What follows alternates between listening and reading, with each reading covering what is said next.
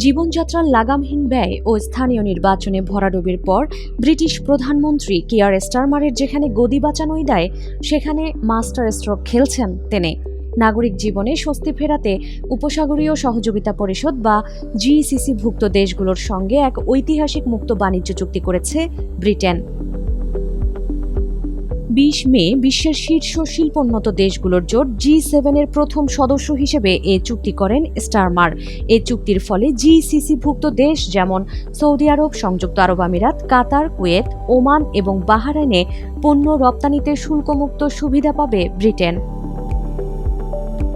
Downing স্ট্রিটের তথ্য মতে চুক্তিটি কার্যকর হলে বছরে আনুমানিক ৩.৭ বিলিয়ন পাউন্ড যোগ হবে যুক্তরাজ্যের অর্থনীতিতে দীর্ঘমেয়াদে, যার সুফল পাবে ব্রিটিশ শ্রমিকরা। বার্ষিক প্রায় ১.৯ বিলিয়ন পাউন্ড মজুরি বৃদ্ধি পাওয়ায় বাড়বে ক্রয় ক্ষমতা। অন্যদিকে শুল্কমুক্ত সুবিধা পাওয়ায় বছরে প্রায় ৫৮০ মিলিয়ন পাউন্ড বাঁচবে ব্রিটেনের।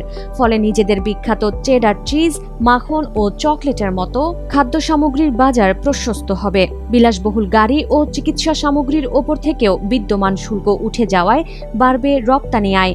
এর বাইরে ব্রিটিশ সংস্থাগুলোর জন্য উপসাগরীয় অঞ্চলে ব্যবসা সম্প্রসারণ ও অংশীদারিত্ব বাড়ানোর সুযোগও থাকছে এ চুক্তিতে, যা কর্মসংস্থান সৃষ্টিতে সহায়তা করবে।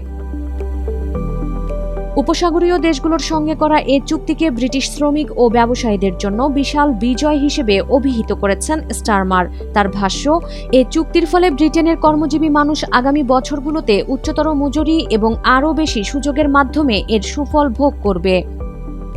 স্টারমারের এই পদক্ষেপকে ইতিবাচক হিসেবে দেখছেন international chamber of commerce ICC UK এর মহাসচিব ক্রিস সাউথওয়ার্থ। তার মতে, ব্যবসায়ীদের আস্থা ফেরাতে এটি একটি ইতিবাচক পদক্ষেপ।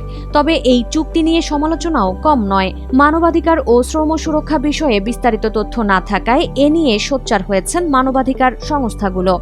এ ব্যাপারে ট্রেড জাস্টিস মুভমেন্টের ভাষ্য, চুক্তিটি মানবাধিকার, শ্রম সুরক্ষা এবং জলবায়ু কার্যক্রমের জন্য গুরুতর ঝুঁকি তৈরি করবে। এছাড়াও সংবাদপত্রের স্বাধীনতা খর্ব করা ও মৃত্যুদণ্ড প্রয়োগ করা ৬টি দেশের সঙ্গে এ চুক্তি নিয়ে উদ্বেগ প্রকাশ করেছে সংস্থাটি।